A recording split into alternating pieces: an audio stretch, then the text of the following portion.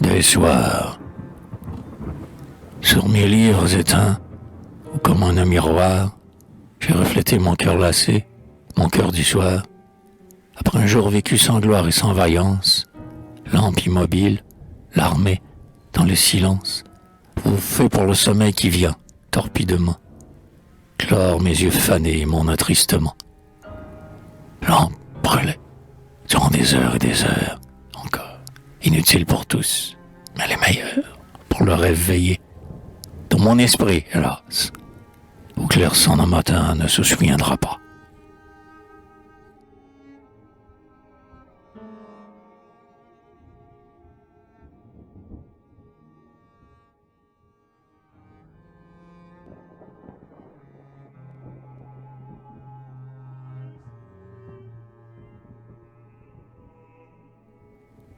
Sur les vitres du hall nitreux que le froid fort ivrie et que de ma brouillard baigne de verre, un soir, en tout à coup de gel, s'ouvre l'hiver dans le foyer fourbi de naphte et de phosphore qui brûle. Le charbon pointu se mousse d'or, et le posthume été dans l'or se réitère, et l'émeraude un bol, et l'enturquoise un verre, qui multiplie en châton d'or son âme encore. Par à travers ce feu qui le détruit, sa joie est de faire des fleurs parmi les lustres, vivre, et d'allumer sa mort comme une fête. Au loin, lorsque tonne l'automne et que le vent disjoint, on serre en eux ses poings et que gratte le givre. Oh, cette mort que l'on torture et qui flamboie.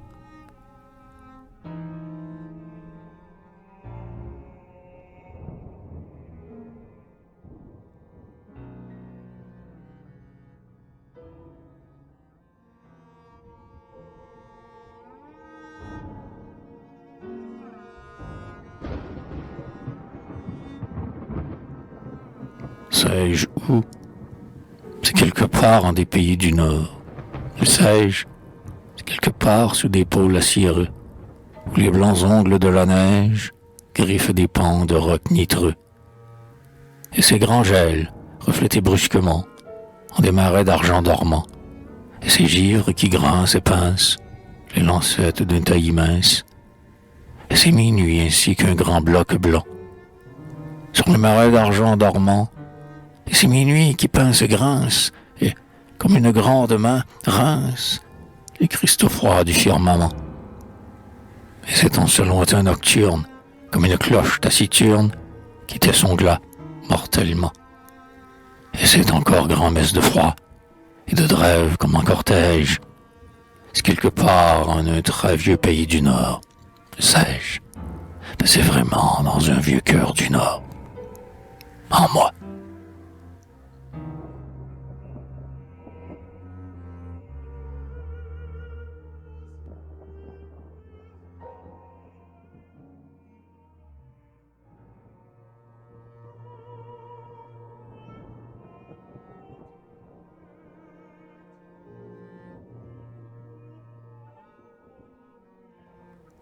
Comme tous les soirs, le vieux crapaud de la nuit glauque, vers la lune de fiel et d'or, c'est lui, là-bas, dans les roseaux, la morne bouche à fleur des eaux, qui rauque.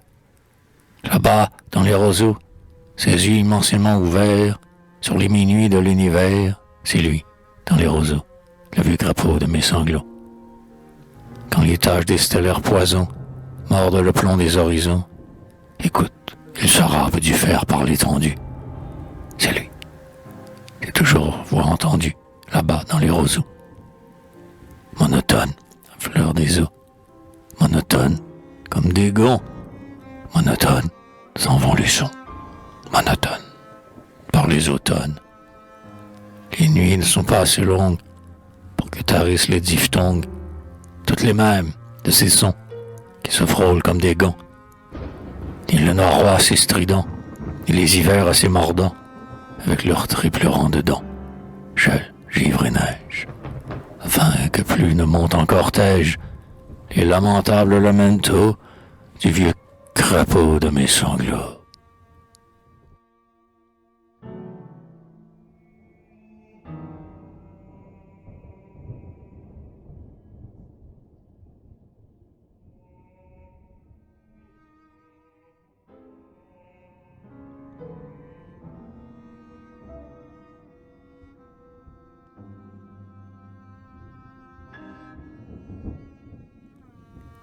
l'heure mauvaise. Depuis ces temps troublés d'adieu et de retour, et de soudaine lassitude, c'est tout celui qui va, cerné de solitude. Mes jours toujours plus lourds s'en vont roulant leur cours. J'avais foi dans ma tête, elle était ma hantise, et mon entêtement, haine et splendeur, vermeil, où s'allumait l'intérieur soleil, dardait contre le bloc de roc de la bêtise. De vivre ainsi hautement, j'avais mieux de joie me sentir seul et triste, ne brûlant plus qu'à ma perdurance d'artiste et à l'œuvre que je rêvais. Celle qui se levait tranquille et douce et bonne, et s'en allait par de simples chemins, vers les foyers humains où l'on pardonne.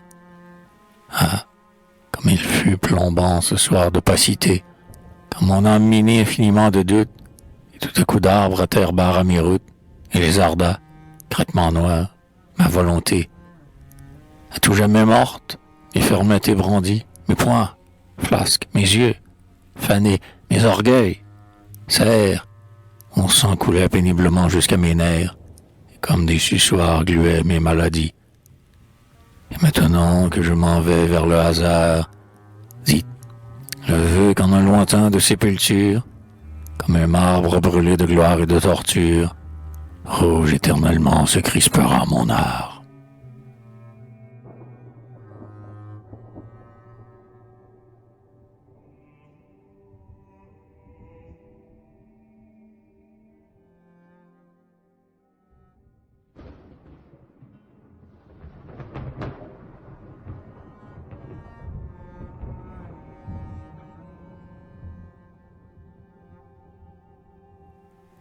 Les rideaux. Sur mes rideaux comme les cieux, les chimères des broderies, tordent d'un firmament silencieux, les chimères des railleries. Elles flagellent de leur queue la paix plane des laines bleues, le sommeil des laines tombantes et lentes sur les dalles, mais aussi sur mon cœur. En ces plaines de laine, dites, me bâtirais-je un asile aux douleurs? Les douces, les bonnes laines comme des mains réchaufferaient les cœurs que froidissent les pleurs humains. Les douces, les bonnes laines sont sûres, elles feraient le tour de nos blessures et nous seraient l'apaisement de nos tourments brusques. D'étaient ces railleries, des chimères, des broderies, et leurs langues perforant l'air, et leurs ongles et l'or au clair de leurs ailes diamantaires. Sur mes lentes tapisseries, les chimères de haine et de méchanceté font des buissons en pierrerie. Elles dardent la cruauté des yeux, qui m'ont troué de leur regard.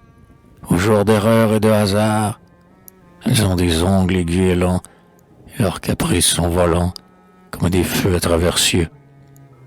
Bêtes de fils et de paillettes, faites de strass et de miettes, et de mica, de nacre et d'or, dites comme j'ai peur de leur essor, et crainte et peur de leurs yeux, couleur d'éclair parmi la mer. Aquarium les tissus et les laines, pour les douleurs et pour les peines, les lentes laines pour les peines. Je sais de vieux et longs rideaux, avec des fleurs et des oiseaux, avec des fleurs et des jardins, et des oiseaux incarnadins. De beaux rideaux si doux de joie, aux mornes fronts profonds, qu'enrôlent en leurs baisers de soie.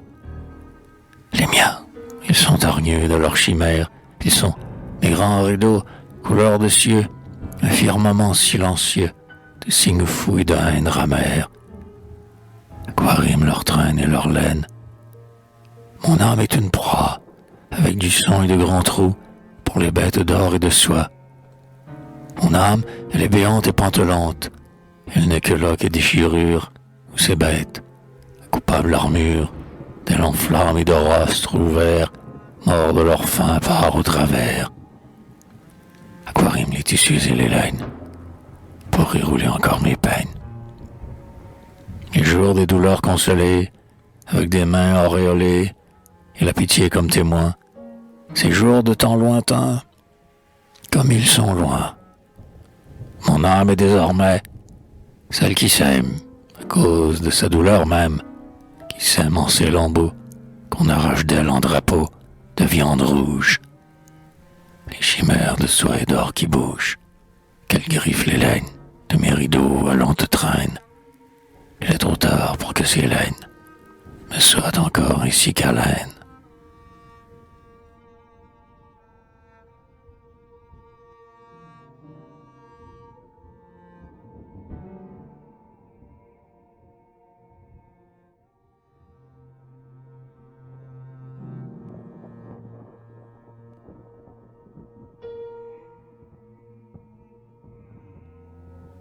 Vert, rayures d'eau, longues feuilles couleur de brique, parmi pleines d'éternité comme il en tombe, et de la pluie, et la réplique d'un gros vent boursouflé qui gonfle et qui se bombe, et qui tombe, ray de pluie en de la pluie.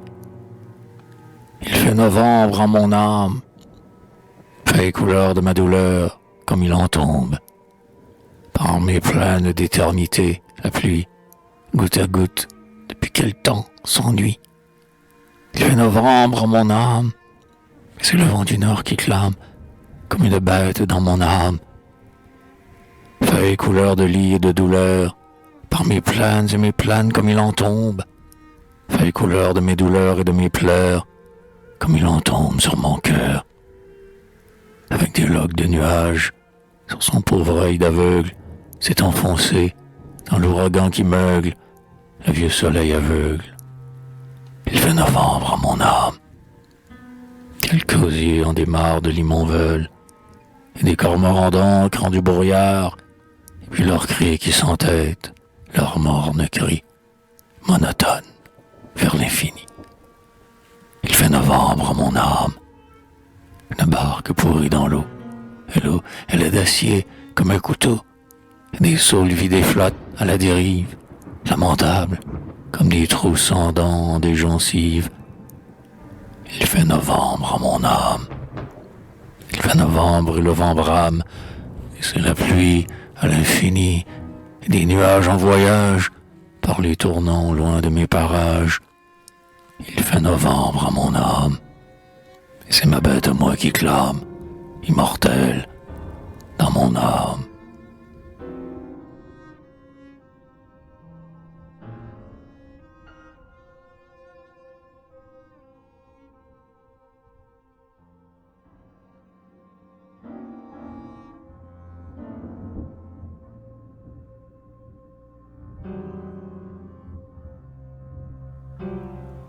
Sonnait.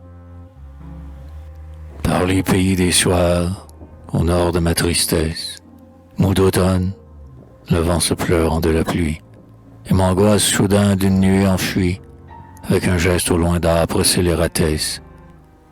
Est-ce la mort qu'annoncerait la prophétesse, au fond du grand ciel d'octobre où je m'ennuie? Depuis quel temps?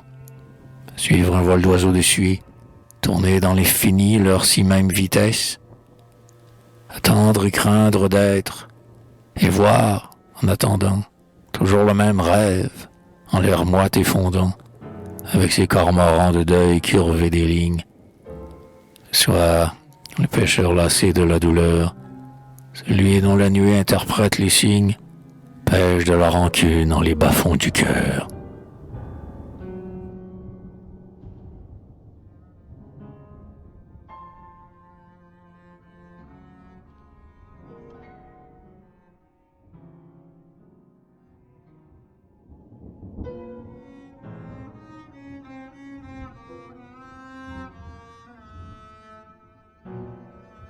Là-bas, calme et voluptueux, avec des encensoirs et des rythmes lointains par le soir solitaire, claireur alanguissante et fondante des soirs.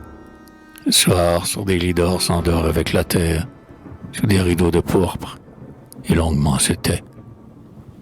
Calme et voluptueux, avec de grands nuages, et des îles de nacre, des plages d'argent, et des perles et des coraux, et le bougeon, saphir des étoiles, à travers les feuillages, et de roses odeurs et des roses de lait, pour s'en aller vers les couchants et se défaire de soi, comme une fin lente de jour, un jour, en un voyage ardent et molle comme l'amour, et légendaire ainsi qu'un départ de galère.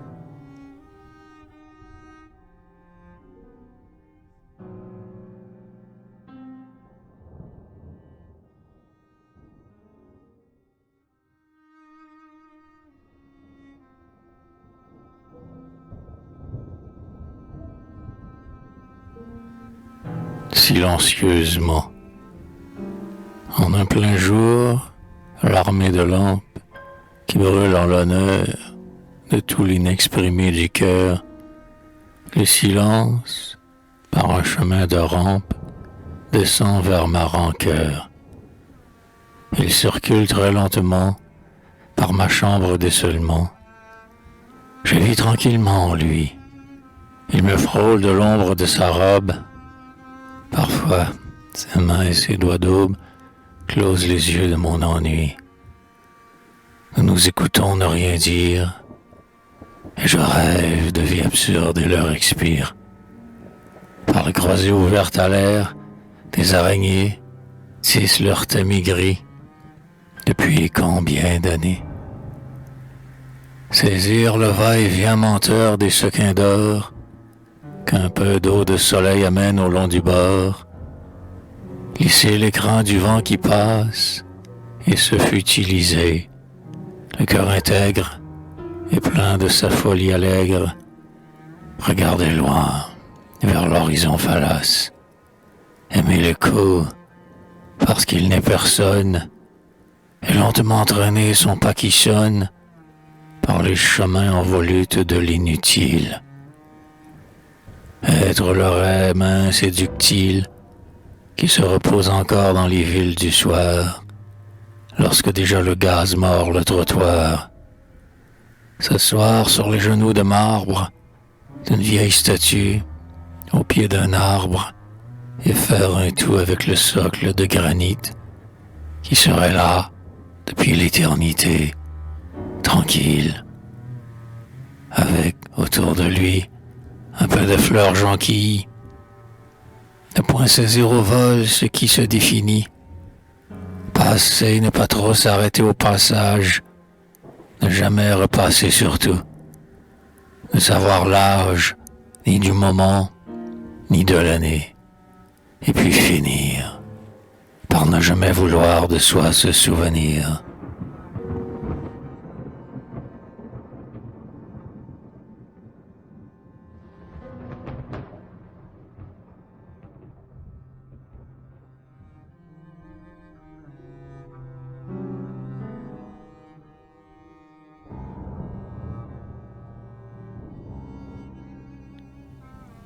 Un soir, avec les doigts de ma torture, gratteur de mauvaise écriture, maniaque inspecteur de mots, j'écris encore des mots, des mots.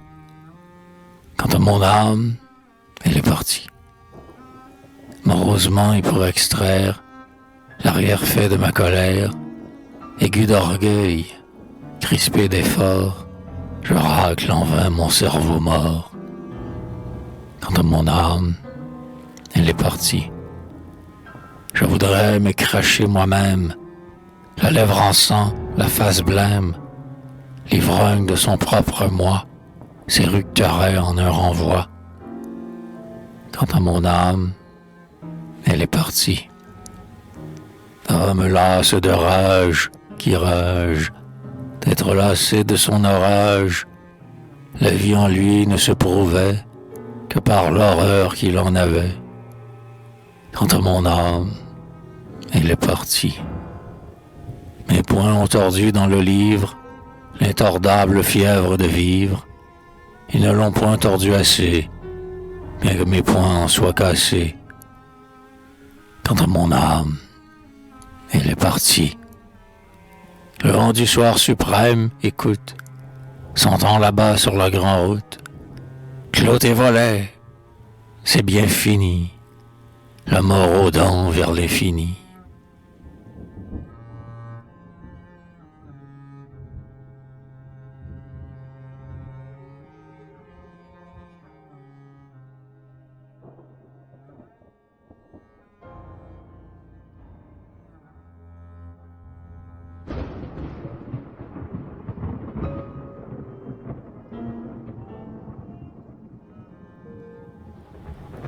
quelques-uns. Plus loin que les soleils, une ville d'ébène se dresse y mire énormément leur cerveau, son deuil et sa grandeur de morte ou de caveau. La terre, elle a passé. Le ciel, ça va à peine. Et de l'ombre toujours, immensément toujours. Un horizon d'ivoire y traîne des suaires, sur des monts soulevés en tertre mortuaire, qui n'ont plus souvenir de ce qui fut les jours. Et des passants muets marchent dans les soirs blêmes, âmes pleins de douleur, vieux de tristesse, seuls. Ils ont plié leurs ans ainsi que des linceuls. Ils sont les revenus de tout, même d'eux-mêmes. Les vices leur sont noirs, mais aussi les vertus. Leurs cœurs saignés à blanc et leurs ardeurs matées, ils travaillent à vivre indulgemment athées. Leurs yeux qui se parlaient encore, ils les ont tués. Et maintenant plus rien en eux jamais ne bouge. Ni les désirs, ni les regrets, ni les effrois. Ils n'ont plus même, hélas, le grand rêve des croix, ni le dernier espoir tendu vers la mort rouge.